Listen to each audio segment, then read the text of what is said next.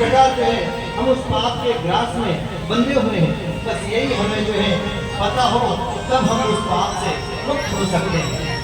इसलिए भगवान ने पाप से बचने का तरीका बताया है, श्रवण मनन और कीर्तन। तो श्रवण मनन और कीर्तन करता है उसे पाप नहीं व्यापता है। और यही जो है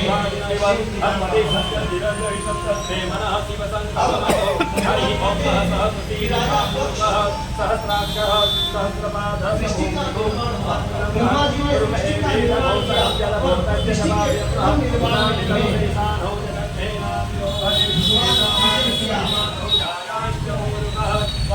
राजा दक्ष को बताया गया, जिम्मेदारी सौंपी गई कि आप जो है इस सृष्टि का सृजन करो, इस सृष्टि का निर्माण करो। अब सृष्टि के निर्माण के लिए स्त्री और पुरुष, अर्थात स्त्री पुरुष क्या है, स्त्री और पुरुष क्या है, स्त्री और पुरुष क्या एक सामान्य प्राणी है? नहीं, स्त्री और पुरुष प्रकृति और पुरुष है। यदि प्रकृति नहीं होगी तो पुरुष का कोई महत्व नहीं होगा। अच्छा आप बताओ, यदि ये धरती नहीं हो तो हम लोगों का कोई महत्व है? अगर ये पृथ्वी नहीं होगी तो हम लोगों का कोई महत्व होगा? हम कहाँ रहेंगे, कहाँ ठहरेंगे? तो इसी प्रकार स्त्री और पुरुष का जो योग है वो प्रकृति और पुरुष का योग है। अगर प्रकृति है तो पुरुष का होना भी आवश्यक है, और अगर पुरुष है तो प्रकृति का होना भी आवश्यक है। इसी प्रकार इस सृष्टि के सृजन के लिए स्त्री और पुरुष का होना भी परम आवश्यक है। अब आप अपने गृहस्थ जीवन को देखिए, ये कहानी जो है आपके गृहस्थ जीवन की है। सब जगह क्या कहते हैं, सबसे बड़ी साधना कौन सी, सबसे बड़ा साधन कौन है और सबसे बड़ा साधक कौन है? आपने कभी विचार किया सबसे बड़ा साधन कौन है? सबसे बड़ा साधक गृहस्थी है। गृहस्थी से बड़ा कोई साधक नहीं। क्यों? क्योंकि गृहस्थी एक ऐसा जीवन है कि उसमें व्यक्ति सुख दुख सबको समान करके चलता है। पाप पुण्य जीवन मरण उन सबको साथ में लेकर के जीता है। बाकी ऐसा कौन सा है बता दो? इस कली काल में आज के तो योगी संत बड़े अच्छे एयर कंडीशनर में सो रहे हैं, योगी लोग आनंद ले रहे हैं। अगर आपको आनंद लेना है तो कली काल में योगी बन जाइए, साधु बन जाइए, सबसे बड़ा आनंद है उसको।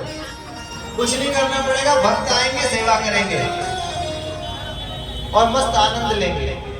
परंतु गृहस्थ जीवन कोई जीना नहीं चाहता, क्योंकि गृहस्थ जीवन में जंजाल है। और मेरी माताओं, ये जंजाल ही आपकी मुक्ति का मार्ग है।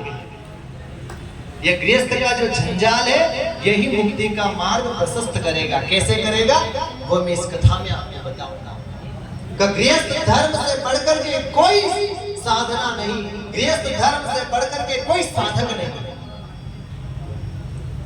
अगर संन्यास ले लोगे तो क्या हो जाएगा? आप स्वयं का ही कल्याण करोगे।